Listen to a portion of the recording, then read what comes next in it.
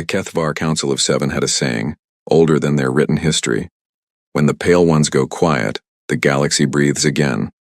They had been breathing for 240 years. High Arbiter Solvan Dres stood at the curved obsidian viewport of the Eternal Conclave Station, floating in high orbit above the lush emerald world of Kethvara Prime. Behind him, the 7 seats of the ruling council glowed with the bioluminescent patterns of his kind. Tall, four-armed beings with translucent silver skin and eyes like fractured moons. They were elegant, ancient, certain that humanity was dead. The evidence had been overwhelming. 243 years ago, the Kethvar Grand Armada, 2,000 warships, the greatest fleet ever assembled in the known galaxy, had surrounded the human home system. They had seeded the asteroid belt with resonance bombs. They had collapsed the transit gates. They had salted every relay beacon with kill signal pulses, and then, with all the cold efficiency of a people who had been preparing this moment for 3 decades, they had wrapped the entire Sol system in a quantum communications blackout. They had not fired a single weapon. They hadn't needed to. Humanity, that brash and burning species that had exploded across 40 star systems in barely 3 centuries, had been cut off from its colonies, cut off from resources, cut off from trade. The Kethvar had simply closed the door, left them sealed inside their own solar system like insects in a jar. The colonies had crumbled without Earth's coordination. The human frontier had collapsed inward like a dying star. Within 30 years, the last human colony ship had gone silent. Within 50, even the radio ghosts had faded. Humanity had simply stopped. High Arbiter Solvan Dres turned from the viewport and folded 2 of his 4 hands behind his back. The Meridian Compact arrives in 6 rotations, he announced to the Council. They come to formalize humanity's star systems as unclaimed territory. The frontier worlds will be redistributed. Sol system itself will become a heritage zone, a monument to what happens when a species overreaches. The Council hummed in satisfied agreement. Sub-Arbiter Veth Alan, youngest of the 7 and the only one who had ever actually encountered a living human, pressed her fingers together. Has anyone verified the blackout is still holding? The resonance network requires maintenance. Sub-Arbiter. Solvan's voice carried the gentle weight of absolute authority. The humans are gone. They have been gone for nearly 2.5 centuries. We have won. Do not resurrect ghosts on the eve of celebration. Veth Alan said nothing. But she looked at the star charts and she thought about the Halveth Nebula, that vast crimson cloud of ionized gas and stellar dust, 50 light-years wide, that wrapped around the far edge of the old human frontier like a bloody shroud. The Kethvar had never fully mapped the interior of the Halveth Nebula. The interference was too dense. Sensors couldn't penetrate more than a few light-years into the cloud. She thought about that. She thought about it for a long time. Then the emergency channel screamed. Every screen in the Eternal Conclave blazed red. The voice that came through was not one of their own. It was not Meridian Compact. It was not any species in the known registry.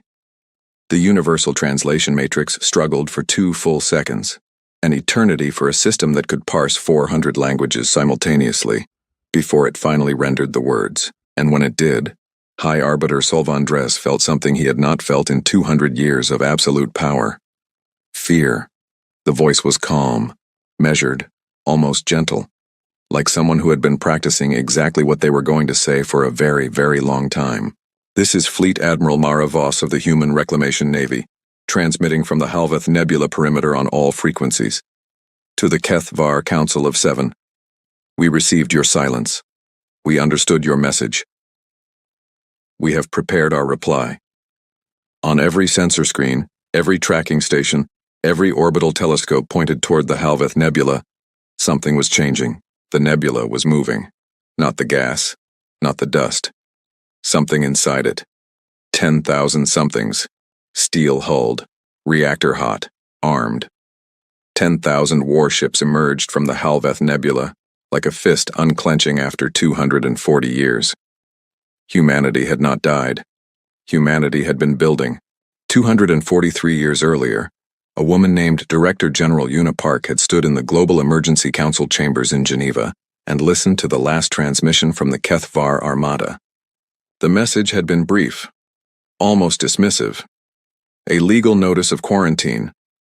A declaration that humanity was a destabilizing species, that its expansion had been judged a threat to galactic order, that the Sol system transit gates were being permanently closed, that any human vessel attempting to breach the cordon would be destroyed.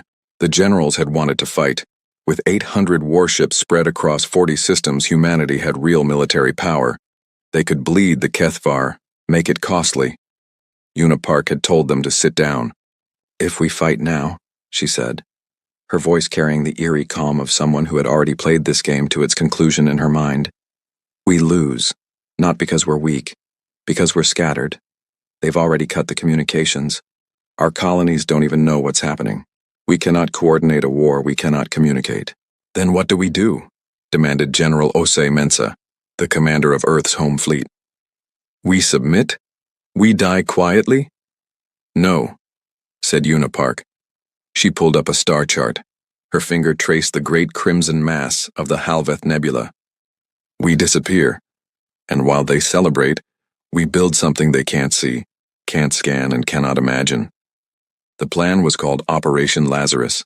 Over the following decade, as the Kethvar blockade settled into comfortable routine, and the galaxy began to accept that humanity was fading, Earth quietly dismantled itself. Not in defeat, in transformation. The great manufacturing complexes were disassembled and their components scattered across unmarked cargo haulers. The most brilliant engineers, physicists, military strategists, biologists, and architects were loaded aboard generation ships under cover of debris fields and electromagnetic false signatures. They slipped through the blockade one vessel at a time. Some were caught, many were not. And in the deep dark interior of the Halveth Nebula, where sensor pulses scattered like light through broken glass, humanity began to build. They named their first station Lazarus Prime. It was not beautiful. It was barely livable.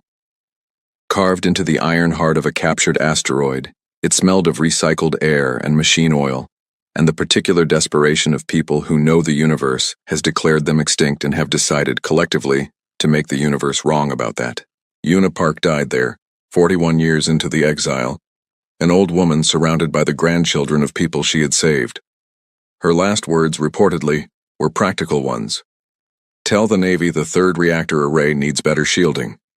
But she had left behind something more than instructions.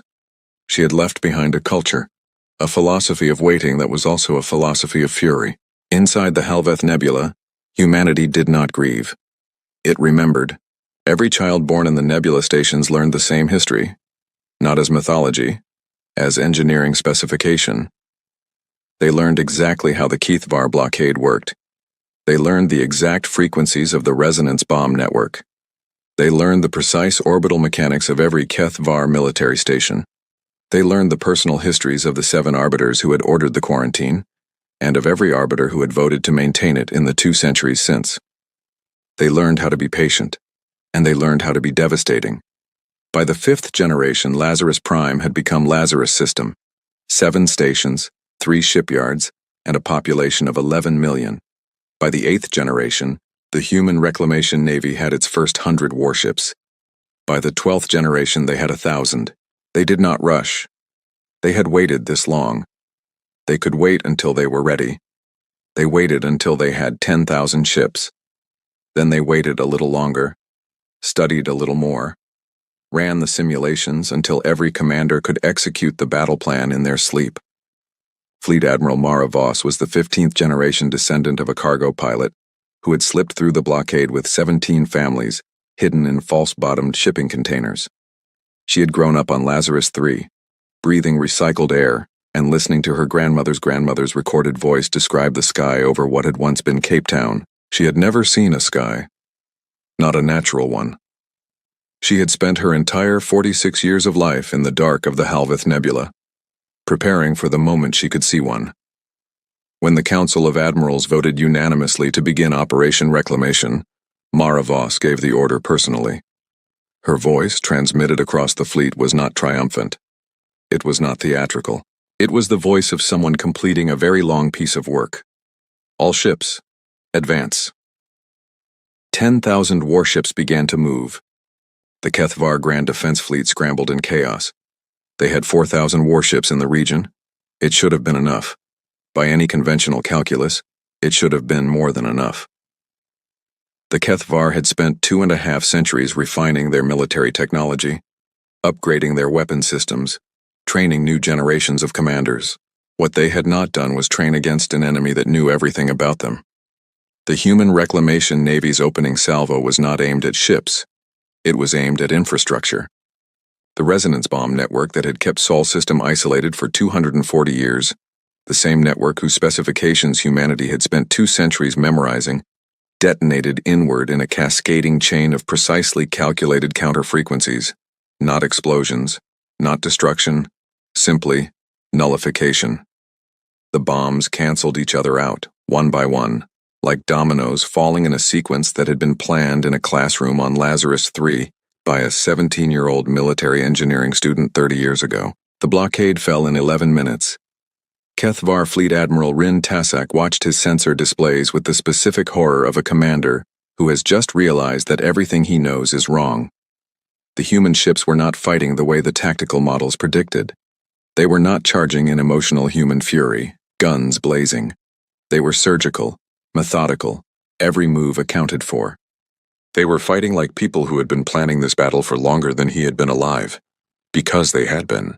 Strike Group Omega, 800 warships, broke off from the main fleet and hit the Kethvar communications relay network, not to destroy it, to capture it. The Human Signals Corps had spent decades cracking Kethvar encryption. Within an hour of the battle's opening, Fleet Admiral Voss was reading Kethvar tactical orders as they were transmitted. Strike Group Sigma targeted the fuel depots, not the warships, the fuel depots. Every resupply station, every orbital platform, every tender vessel. The Kethvar warships could fight for days on internal reserves. After that, they would be extremely expensive debris. Strike Group Alpha, flagship adamantine with Mara Voss aboard, went straight for the Eternal Conclave station. High Arbiter Solvan Dress watched them come and understood, with the slow clarity of catastrophic revelation, that he had made a terrible miscalculation. He had assumed that 200 years of isolation would break humanity, that without resources, without contact with the wider galaxy, a species could not thrive, could not advance, could not sustain the will to fight. He had forgotten one thing: humans had motive. The battle for the Kethvar frontier lasted 18 days. The Kethvar fought hard. They were not cowards, and they were not stupid. They adapted. They improvised. But they were fighting an enemy that had studied them for 2 centuries, while the Kethvar had spent those same 2 centuries studying no one. One by one, the Kethvar defense lines folded. There were moments of terrible cost. Strike Group Gamma was ambushed at the Kethvar 2nd Fleet Station and lost 60 ships in 4 hours of brutal, close-range fighting. Commander Tiago Souza of the destroyer Unbroken died holding a corridor so that 3,000 troops could reach their evacuation craft. His ship's logs, recovered later, showed he had been reciting the names of the 17 families his ancestor had smuggled through the blockade. He recited all 17 names before the end, but when it was over, when the last Kethvar defense station lowered its shields and the emergency ceasefire signal rang across the sector, the math was not close. The Human Reclamation Navy had lost 412 ships. The Kethvar had lost 3,160. And the Eternal Conclave Station, seat of the most powerful government in the known galaxy, had an adamantine-class dreadnought docked at its primary airlock. Fleet Admiral Mara Voss stepped through the airlock door personally. She carried no weapon. She had not brought a security detail. She walked through the halls of the Eternal Conclave alone, her boots ringing on polished alien stone, and she thought about the sky over Cape Town that she had only ever heard described in recordings. She found the Council of 7 in the council chamber. All 7 of them. They had not fled. To their credit, and Mara Voss gave them this credit, they had not fled. High Arbiter Solvan Dress rose as she entered. He was older than she'd expected, more fragile-looking. She reminded herself that this man had been an adult when the blockade was imposed. He was one of perhaps 24 living Kethvar who had actually voted to seal humanity inside its own solar system and leave it to die. He spread all 4 of his hands, the Kethvar gesture of yielding. "Admiral," he said. His translated voice was carefully neutral. "You have won." "Yes," said Mara Voss. "We have." "What are your terms?" Mara Voss reached into her uniform jacket and placed a single document on the council table. It was old. The paper was yellowed, the print faded. It had been printed on Lazarus Prime in the 3rd year of the exile and passed down through 15 generations of military commanders, always kept in the possession of whoever would one day lead the fleet home. "These are not my terms," she said. "These are humanity's terms. They were written by Director General Una Park 240 years ago, 1 month after the blockade began. She wrote them because she believed, despite everything, that this day would come. Read them carefully. Every word is deliberate." The arbiter read. His expression did not change. But his secondary hands, the ones whose movements Kethvar could not control under emotional duress, curled slowly into fists. Because Una Park's terms were not a demand for conquest, not an order for reparations, not a call for the destruction of the Kethvar civilization. They were something far more difficult to argue against. They were reasonable. The terms Una Park had written in the 3rd year of the exile were 12 pages long and covered everything. Dissolution of the transit gate blockade, immediate and permanent. Recognition of human sovereignty over Sol system and all former human frontier worlds. A seat for humanity on the Galactic Compact Council, the same body the Kethvar had dominated for 3 centuries. Reparations, yes, but structured as a fund for rebuilding human colonial infrastructure rather than as a punitive payment. War crimes tribunals for the specific individuals who had planned and executed the blockade, but not collective punishment of the Kethvar people. And one final clause that the arbiter read 3 times, convinced he was misunderstanding the translation. A joint memorial, to be constructed at the border of what was the blockade zone, dedicated to the dead of both sides, of all the generations of this conflict, with a single inscription. This is what happens when the powerful choose fear over justice. Let no species forget it. "You want a monument," the arbiter said slowly, "that includes our dead." "We want a monument that tells the truth," said Mara Voss. "Your soldiers who died in this war believed they were defending their civilization. Most of them were not old enough to have voted for the blockade. The monument is for them too. The crime belonged to governments, not to people." She looked at him steadily. "Unlike what was done to us." The arbiter was quiet for a long time. "You prepared for 240 years, he said finally, "and your terms are diplomatic."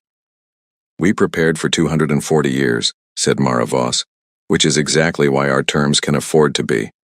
We do not need revenge. We have already won everything that matters. What we need now is a galaxy that won't do this again." She gathered the document from the table. "You have 72 hours to sign. If you don't, we resume operations, but I think you'll sign." She paused at the door. Sub-Arbiter Veth Alan, she should be at the table for these discussions. She was the only one who looked at a star chart and wondered. That kind of instinct is worth preserving. Then Fleet Admiral Mara Voss walked back to her ship. The Kethvar signed in 31 hours. 3 months later, the transit gate at the edge of Sol system opened for the first time in 243 years. Mara Voss's fleet came through first, not in battle formation, but in the old way, the civilian way, ships spread wide and running lights blazing. The way humanity had once crossed space when it still believed the galaxy was open to it. She stood at the viewport of the Adamantine as they crossed into Sol system and saw, for the first time in her life, a sun. Not a nebula star. Not the dim filtered glow that leaked through the Halveth gas clouds. A real sun. Sol. Her people's son. Her second-in-command, Captain James Afalabi, whose family had been among the original evacuees, stood beside her and said nothing for several minutes. "Is that what yellow looks like?" he finally asked. "Apparently," said Mara Voss. Earth was not what the histories had promised. 240 years without the resource networks had taken their toll. The great cities were reduced. The population that remained, those who had not made it into the exile ships, had survived, but in a world scaled down, quieter, harder. They had not built fleets. They had not planned campaigns. They had simply endured, generation after generation, in the stubborn human way, tending what remained and waiting for something they were not even sure would come. When the fleet arrived, the people on the ground did not cheer immediately. They looked up at 10,000 ships filling the sky and, for one terrible moment, feared another blockade. Then the hailing frequency opened and a voice said, in Old English that any human would recognize, "This is Fleet Admiral Mara Voss. We're home. You don't have to be afraid anymore. We're bringing everyone home." The cheering started at the coast of what had been called Cape Town. It spread north and east and west and didn't stop for 3 days. Later, years later, when the rebuilding was well underway and the memorial at the old blockade boundary had been constructed, and the first joint human Keth-Var diplomatic missions were beginning to change the texture of galactic politics, a historian asked Fleet Admiral Voss what she thought had been humanity's true weapon. Not the ships, not the planning. The deeper thing, Mara Voss thought for a long time. Spite, she said at last. Not the ugly kind, the productive kind. The kind that says, you can shut us out, cut us off, leave us in the dark, and we will use every single second of that darkness to become something you can't stop. That's not hatred, that's just humans being humans. She smiled then. A small, satisfied smile. We're very good at it.